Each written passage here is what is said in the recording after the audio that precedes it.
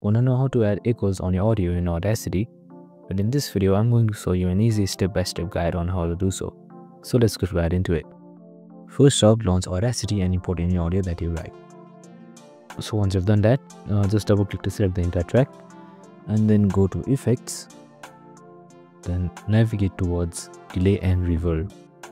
Now here navigate towards Echo and left click on it. Now here you can see the settings. You can delay your echo until a second and 0.5 seconds. You can adjust it however you like. Once you're done, just simply click apply. And you can see in the waveform, there is difference as well, and you can preview it just by simply pressing spacebar.